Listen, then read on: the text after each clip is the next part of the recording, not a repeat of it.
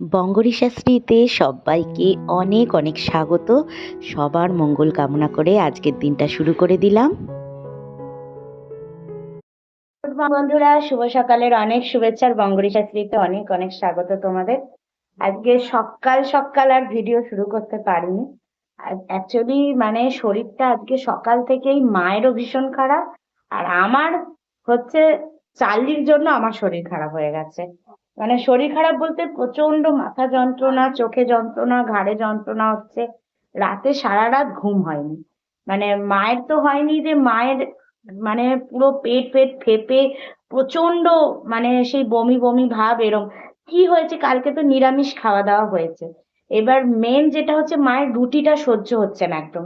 এমনি হসপিটাল থেকে বারণ করে দিয়েছিল রুটি খেতে, তবু মানে আমরা একটু রুটিটা দিচ্ছিলাম, কেননা রুটিটা মানে দুবেলা ভাতটা শরীরের জন্য ভালো না। সকালে রুটিটা একটু ব্রেকফাস্ট হয়ে যাচ্ছিল, বেশ ভারী একটা টিফিন হয়ে যেত মায়ের।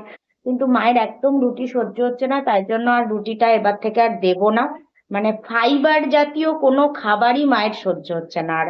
হ্যাঁ, মানে খেলেই বমি হয়ে যাচ্ছে, নয় গ্যাস হয়ে যাচ্ছে, সারা রাত ঘুমোতে পারছে না, গন্ধ ঢেক উঠছে, মানে এইরকম ব্যাপার হচ্ছে। এদিকে কাল নিরামিষ হয়েছে, কাঁচা কলা আলু বেগুন তরকারি, শিমের চচ্চড়ি, এগুলোতে কোনো গ্যাস হওয়ার কথাই নয়। মুসুরির ডাল। তো যাই হোক, কি আর করা যাবে। তো সকালবেলা এই জন্য না অনেকক্ষণ একটু ঘুমিয়েছি। আর এইটার জন্য আমার কালকে সারা রাত ঘুম হয়নি। এ সমানে উঠছে, জল খাচ্ছে আর শুচ্ছে, উঠছে জল খাচ্ছে আর শুচ্ছে, এই করে যাচ্ছে। আর এবারও বারবার জল খেতে উঠছে, আর আমিও সেই জন্য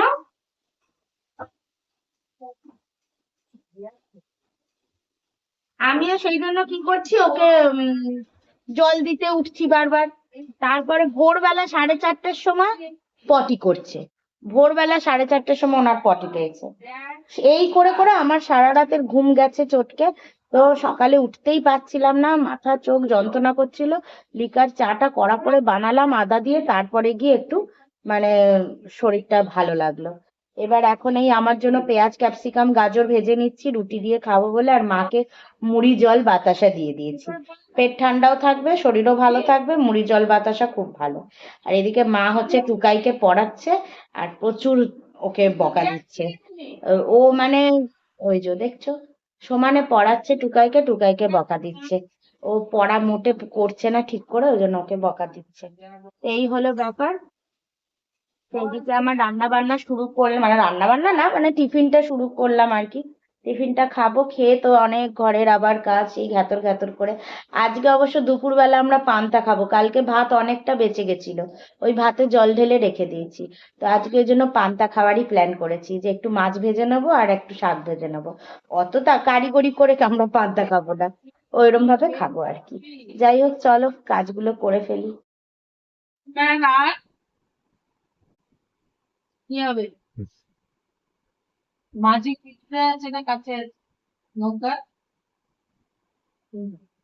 দূরে আছে? তুই চালাবি নৌকা? বোট কাছে আছে আর মাঝি দূরে আছে। কি হবে? তো ব্রেকফাস্টে তো আমি ওই পেঁয়াজ আর ক্যাপসিকাম গাজরটা ভেজেছিলাম। তো ভাজার পর দেখো কড়াইটার এই হাল হলো।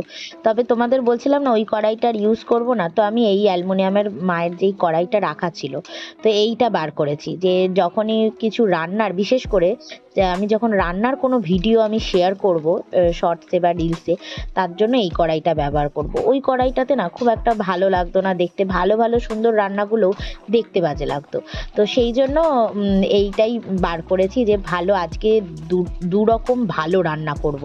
আর মানে একটা তো রান্না দারুণ, হ্যাঁ, মাছের ফ্রাই আমরা যেরম ভাবে হলুদ নুন দিয়ে ভাজি সেরম কিন্তু নয়। এই মাছের ফ্রাই কিন্তু একদম ডিফারেন্ট হবে। তো এখনই বলছি না, যখন রান্না করব তখন তোমাদের সাথে শেয়ার করব। আর এই দিকে দেখো আমি সবজিগুলো কাটতে বসেছি। তো লাল শাকটা তো নিয়ে এসেছি স্পেশালি আমি সুশান্তর জন্য, কেননা ওটাও শনিবার দিন এলে বানাবো। আর আমার তো পালং শাক এখানে অনেকগুলোই কেনা আছে। তো আজকে পালং শাকের একটা চচ্চড়ি করব, যেহেতু পান্তা দিয়ে খাবো, তাই জন্য পালং শাকের চচ্চড়ি আর ওই মাছের ফ্রাইটা হবে। তো এই জন্য শাকটা বার করে নিলাম। এবার সব কেটে কুটে রেডি করতে হবে, কেননা তারপরে রান্না বসাবো। অ্যাকচুয়ালি বেশি একটা কিছু কাটাকুটি ছিল না বলে আমি কেটে নিচ্ছি, না হলে তো মাই সবজিটা কেটে দেয়। তো আমি শাকটা কেটে, পালং শাক কাটা সব থেকে ইজি, আটিটা ধরো ব্যাস ঝটাপট ঝটাপট কেটে ফেলো। তো এদিকে আমি ওই জন্য পালং শাকের, আমি জানো তো পালং শাকের মূলগুলোও মাঝে মধ্যে ধুয়ে ধুয়ে দিয়ে দিই। হ্যাঁ, কচি কচি মূল থাকলে সেগুলোও দিয়ে দিই, খুব ভালো লাগে। তো এদিকে দেখো ঘরটা আমি ঝাড় দিয়ে নিয়েছিলাম আগেই। হ্যাঁ, তো ঘরটা ঝাড় দেওয়াটা আর তোমাদের সাথে ভিডিও করে ওঠা হয়নি। তো তারপরে ঘরগুলো সব মুছে নিচ্ছি। আজকে অবশ্য সব ঘর মুছবো না, মা বললোই যে 2টো বেডরুম আর ডাইনিং রান্নাঘর এই 4টে ঘর তো মুছতেই হয়। দেখো 2টো বেডরুমের মধ্যে একটা গোপাল শোয়, তো সেই রুমটা মুছতেই হবে। আর আমার যে ঘরটায়, সেই ঘরটাতে সবসময় চার্লি হাঁটা চলা করে, আমাদের খাওয়া দাওয়া হয়, খাওয়া দাওয়া হয় না আমার ঘরে যদিও, কিন্তু তবু যাই হোক নোংরার হয়, তো 2টো বেডরুম মুছতেই হয়। আর এদিকে দেখো মা শুয়ে রয়েছে, বলছিলাম না মায়ের শরীরটা ভালো নেই, আজকের জন্য মা মানে ওই একটু পরিয়ে দিল টুকাইকে, তারপরে না মা শুয়ে পড়েছে, মায়ের শরীরটা ভালো ছিল না বলে। ওই জন্য আমিও আর ডিস্টার্ব করিনি, আমাদের যাগ্গে শুচ্ছে শুক, আমি সেই ফাঁকে সমস্ত ঘরের কাজগুলো সেরে নিচ্ছি। আসলে এখন না এমন একটা হয়েছে না, বয়স হয়ে গেলে মানুষের কি বলতো, আর সব থেকে বড় ব্যাপার হচ্ছে মায়ের বয়সটা বোঝা যায় না, মানে মানে কেউ বুঝতে পারবে না ঝট করে যে এক মানে সিনিয়র সিটিজেনের কোটায় চলে এসছে মা। তো যাই হোক, চান টান করে সুন্দর করে গোপালটাকে পুজো দিয়ে দিলাম। আর এই গোপালের পুজোটা হয়ে গেলে কি আমার অনেক কাজ ইজি হয়ে যায়, তারপর তো রান্না বান্না করলেই হয়ে যাবে। দেবকী সুত গোবিন্দ বাসুদেবা জগৎপতি দেহি মে তনয়ং কৃষ্ণ ত্বামহং শরণং গতঃ। দেহি মে তনয়ং কৃষ্ণ ত্বামহং শরণং গতঃ।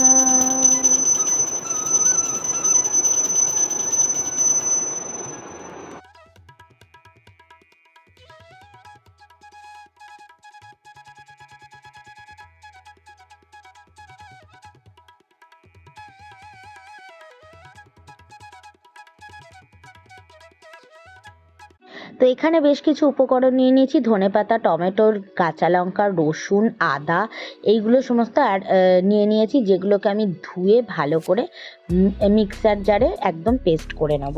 তো এই পেস্টটাকে প্রথমে এই ল্যাটা মাছ, আজকে হচ্ছে ল্যাটা মাছ রান্না করছি, তো এই ল্যাটা মাছের ফ্রাই করব। তো ল্যাটা মাছগুলো তো ভালো করে ধুয়ে রাখাই ছিল, হলুদ, নুন, ধনে জিরে গুঁড়ো, লঙ্কা গুঁড়ো দিলাম, আর হচ্ছে মিট মশলা দিলাম বেশি করে। তারপরে এই পেস্টটা দিয়ে দিলাম, পেস্টটা দিয়ে সর্ষের তেল দিয়ে ভালো করে সুন্দর করে মানে একদম ম্যারিনেট করে রাখলাম।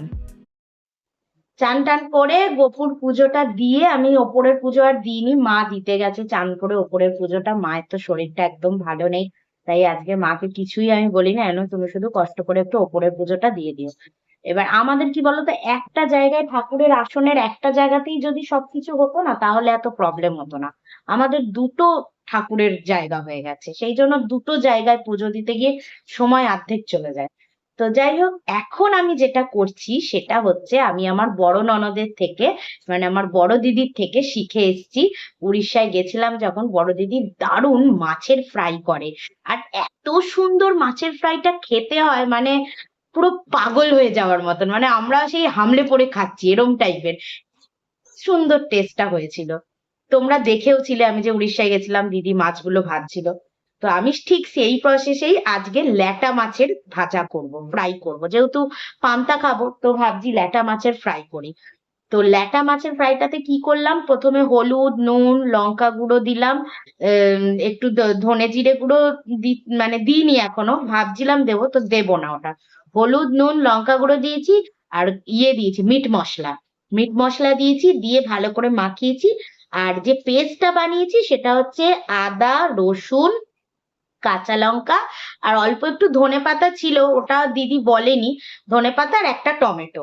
হ্যাঁ, তো ধনেপাতাটা ছিল, ওটা নষ্ট হয়ে যেত, সেই জন্য ওর সাথে ওটা পেস্ট করে নিয়েছি। আদা, রসুন, কাঁচা লঙ্কা, ধনেপাতা আর টমেটো পেস্ট করে নিয়েছি। জিরে আর দিইনি, জিরেও দিদি বলেছিল যে গোটা জিরে পেস্ট করতে, তো ওটা আর আমি দিইনি। দিয়ে ওটা ভালো করে মাখিয়ে নিয়েছি, নিয়ে সুন্দর করে তেল দিয়ে মাখালাম, এবার এটা ফ্রাই করব। তো চলো ফ্রাইটা করে নিই।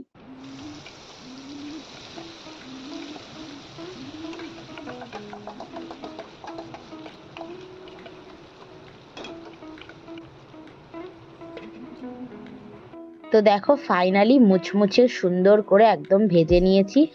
দারুণ হয়েছে মাছের ফ্রাইটা, খেতেও সত্যি অসাধারণ ছিল। আর তারপরে মাছটা ভাজার পরেই ওই তেলটা ছিলই যেটা, তার মধ্যে আমি পালং শাকের চচ্চড়িটা করে নিচ্ছি। বেগুন কেটেছি, শুধু বেগুন দিয়েই করছি এই চচ্চড়িটা। আর শিম ছিল কয়েকটা শিম ছিল, শিমগুলোকেও কুচিয়ে নিয়েছি। তো একদম সুন্দর করে একদম মাখো মাখো করে নিচ্ছি রসুন শুকনো লঙ্কা ফোড়ন দিয়ে। আর এইদিকে আমি মাংসটা ম্যারিনেট করে রেখেছিলাম রাতের খাওয়ার জন্য। রাতে রুটি খাবো বলে মাংস ম্যারিনেট করে রেখেছিলাম। তো ওই ম্যারিনেট করা অবস্থাতেই কড়াইতে দিয়ে একদম মানে দমে বসিয়ে শুধু কষিয়েছি। সুন্দর কষাটা হয়েছে, দারুণ। লাস্টে একটু গরম মশলা দিয়ে নামিয়ে নিলাম। দেখতে দেখতে বিকেল হয়ে গেল, কিভাবে যে সময়টা কেটে যায় বোঝাই যায় না। আর বিকেলের এই আমার জানলার ধারটা দেখতে অসাধারণ লাগে। গাছের পাতাগুলো দেখো কি সুন্দর অন্যরকম একটা খেলে যায়। শুভ সন্ধ্যা বন্ধুরা, বলে দাও মাম্মা শুভ সন্ধ্যা সবাইকে বলে দাও তো। বাবা বলে দাও, বলে দাও। আচ্ছা আচ্ছা, সব সন্ধে বেলায় ভালোবাসা চলছে মার মেয়েতে, তাই তো বাবা? আচ্ছা আচ্ছা, বুঝেছি। খুব ভালোবাসো, হ্যাঁ ঠিক আছে। এই এখন চাটা খেয়ে উঠলাম, তাই তো চা খেয়ে উঠলাম। এবারে কি হয়েছে, আজকে দুপুর বেলায় চাল্লির ভাতটা বানিয়েছি।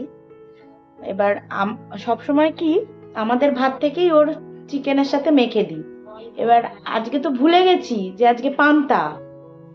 এবারে যে ভাত করার নেই, পান্তা ভাত, ওইটাই মাথায় নেই আর কি।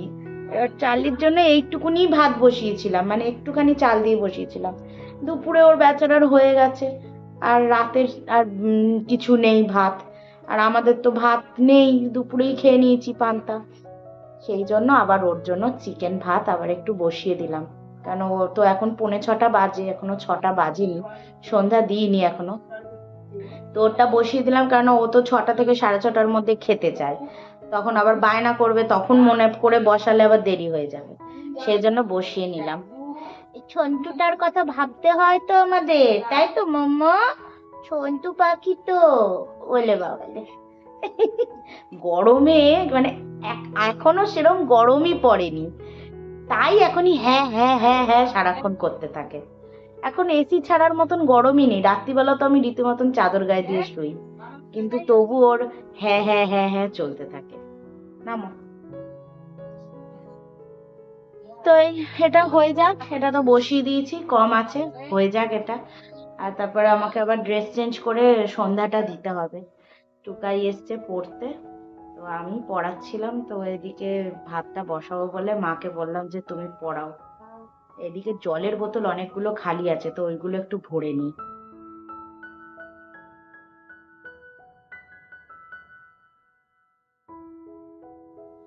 তো জলের বোতলগুলো ভরে নিলে মোটামুটি আজকের সন্ধেবেলার কাজ কিন্তু আমার শেষ। আর একদিকে তো চার্লির চিকেনটা হয়েই যাচ্ছে।